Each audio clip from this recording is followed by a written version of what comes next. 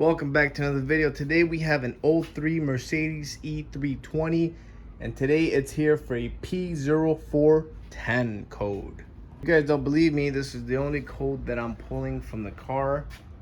It's a secondary air injection system. Let me tell you a little story about this car. This car has been back to me. This is the third time already for the same code, the P0410 code. It can be tricky. I thought I had checked all the vacuum hoses, which I'm gonna do right now. I'm gonna check every single hose in there. As you see, that unit is brand new.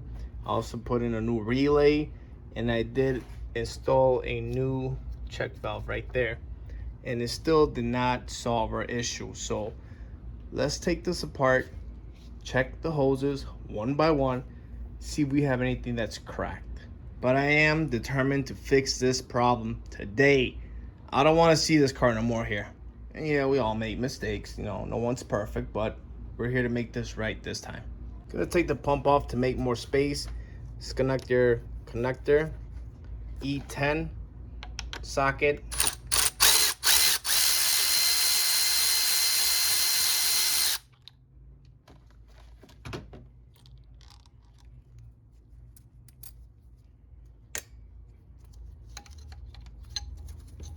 There is a hose underneath that goes into that inlet.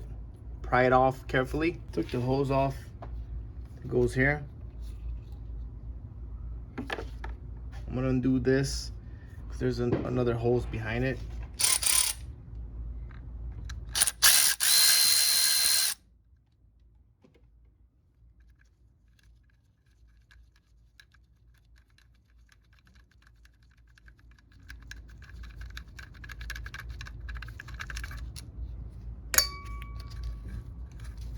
The hose just came right off, so I'll look into this one. This might be bad.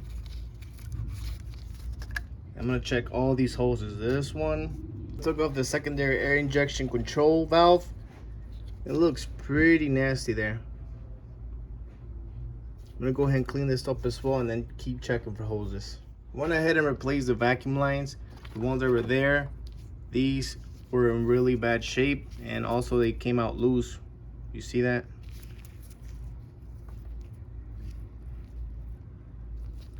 Yeah, they're bad. So I'm gonna put everything back together. I did clean out the secondary injection control valve as well. So I'm gonna assemble everything back and see if that solved it. If not, we're gonna have to move on to here, which this also is known to cause a P0410 code. So let's put this back together and see if that makes a difference. And then also I did check these lines. They're all good. I checked the upper one as well. There's no rips. Everything looks good. So let's assemble this back. We have everything assembled again. I'm gonna start the car, check for codes, and then we'll go from there. Scan the car. I erased all the codes that were pending and stored in there. Now we're test driving the car. We're gonna drive this car a couple days and see if that check engine light doesn't come back. But right now it's not coming back. I did cycle the car 4 times, on and off, nothing. I'm just gonna drive a little bit more and see if the check engine light comes back. Guys, welcome back. Check engine light came back on for the P0410. So at this point, we're just gonna have to open up these valve covers. And in this other cover here, it's always skunked up. I also tried cleaning this valve before. Actually, it's actually called the electronic changeover valve, which I have a replacement unit right here. I'm gonna swap that one out as well. Because cleaning it clearly didn't do anything. Just to be on the safe side, this should also help the situation. All right, I'm starting with the passenger side. I'm going to remove the coil slowly, carefully. It's a T30, 1, 2, 3.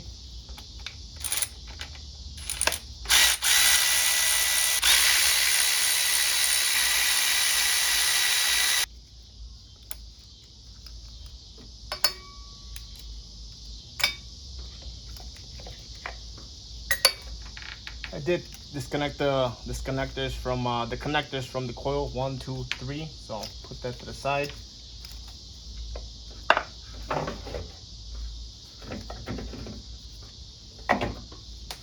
You have to disconnect the hose right here. What I like doing is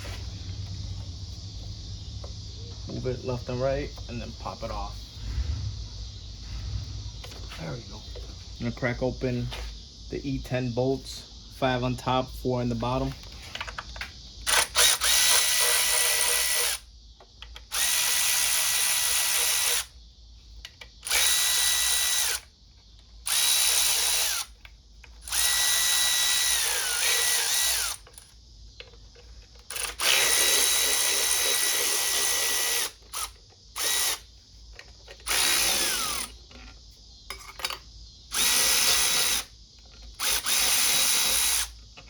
Remember, the longer ones go at the top.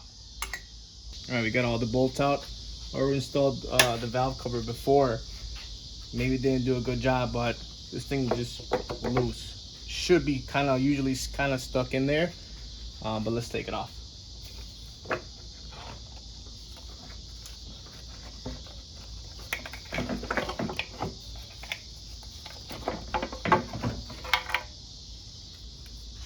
Actually, these are the bolts I was talking to you about. Sorry, 1 and 2.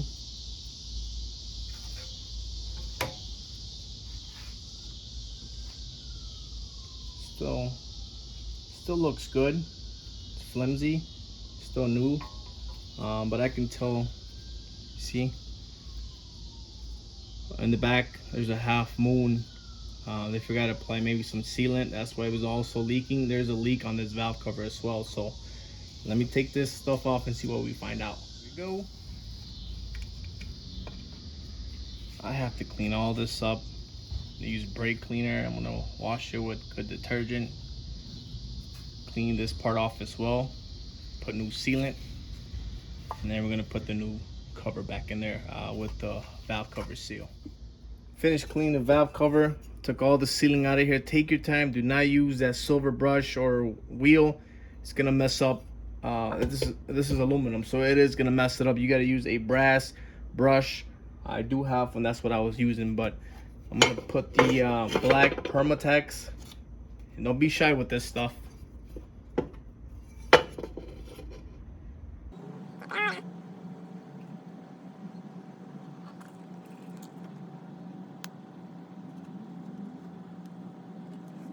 All right, so this is how it looks. We're gonna clean off any excess that comes out. So carefully. There you go. I'm gonna fasten the bolts. I'm gonna clean off any excess.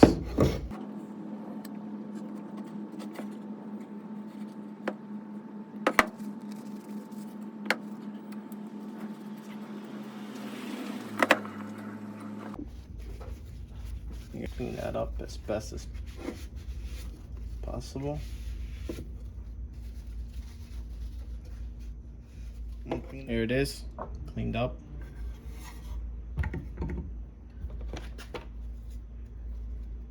Gonna put a little bit of RTV here in the moon.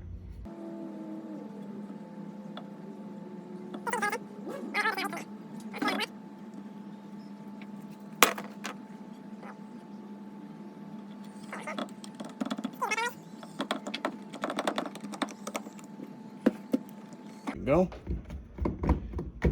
Also put a little RTV just on the half moons on both sides, just to be on the safe side. Again, that's where it was leaking as well, so just be careful with this.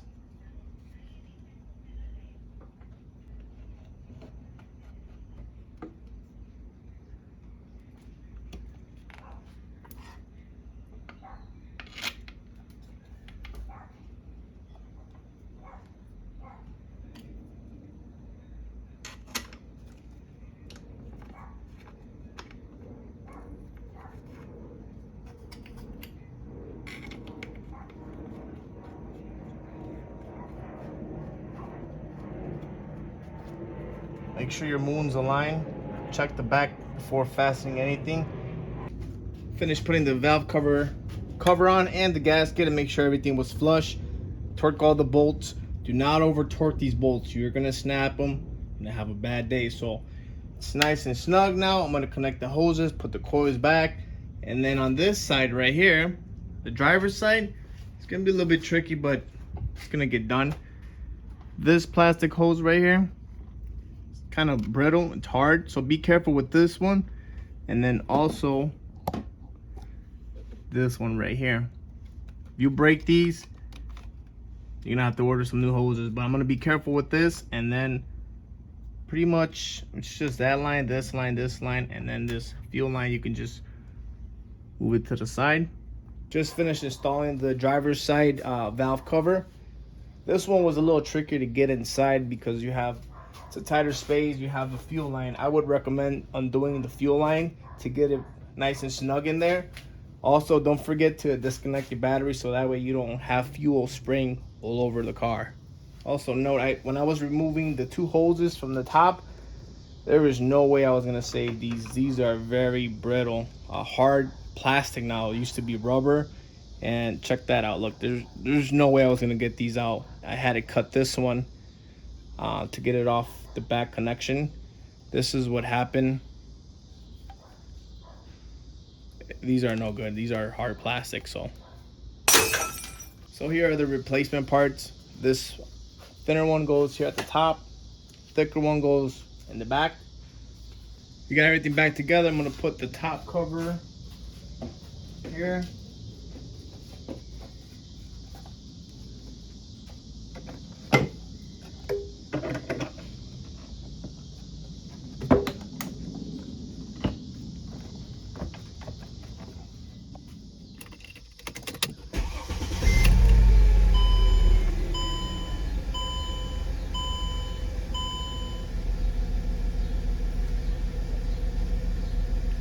All right, right off the bat, check engine light is off. Normally when I would fix it, the check engine light would still be in there. I would have to manually reset the code. It's not popping in there, so I'm gonna go for a test drive. And we're back at the garage, and unfortunately the check engine light came back on. This time it took a little bit longer for the check engine light to come back on, but with this many miles, 160 something thousand, it's gonna be tricky to find out where the problem is coming from. There's only one more thing left up my sleeve, and let me take everything off. I'm gonna show you. Guys, check this out. There's a T12 holding the star bolt in place.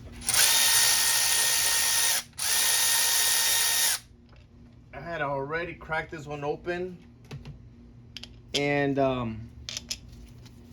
there was a bunch of carbon buildup. I kind of cleaned it up, and then also if you're gonna move this out, you're gonna have to replace it with a new unit because it breaks, you see, and there's a lot of carbon inside the port. Let's do the driver's side so you guys can see what I'm talking about.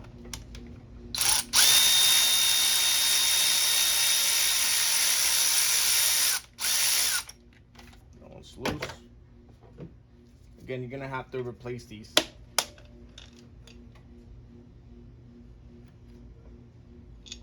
You guys see that?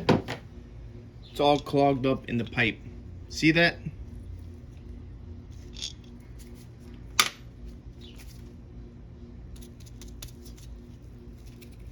One second, I'm gonna grab my pick. So here it is. Look at all that gunk, carbon buildup. The passenger side was the worst, where the whole port section was completely clogged. That's why with so many miles, look at all that. There's more. If I clean this off, there's more of this clogging the tube. Let's check out the port, see how bad it is. This is the driver port. Let's focus. See all that carbon buildup? It's not as bad as the passenger side. This one was the worst. Completely clogged. Definitely no gas recirculation was going through, so you were always gonna get that check engine light no matter what. I'm gonna clean both ports, blow it out with air, throw some carb cleaner in there, vacuum anything in there, and then again blow air and install the new units. Finished cleaning the ports up. Took me a while. I would say about a full hour to get them cleaned up. I did use these wire brushes with the drill, slowly but surely, and went there till I felt like they was unclogged. And then also these are the the diverter valves, they call them solenoids. Check them out, how bad it is. I opened this one up just so you guys can see a visual of what's going on with these valves. So check them out. You're never gonna pass emissions with this stuff. I do have the new ones here. Make sure you also install the gaskets, one on each side. This is the part that I was talking about that breaks off always on the old one, so you have to spend a little time taking them off. That's what I was doing for the past hour, and also cleaning those ports up. It was really bad, so I made sure they were cleaned up. That way I didn't have to come back and do this whole thing again. Let's go ahead and install them, take it for a test drive, and see if we finally got this problem solved. We'll be back.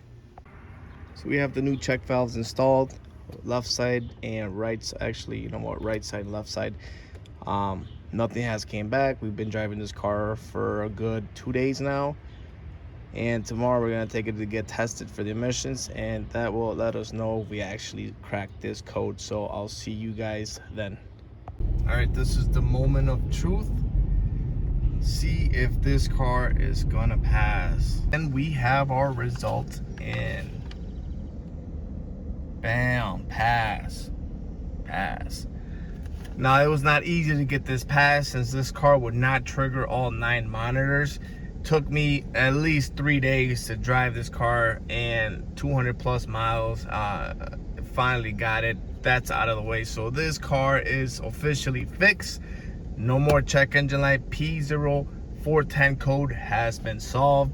Again, guys, if you found this video helpful, please hit the like button, subscribe, share the video, and I will be seeing you guys on another video.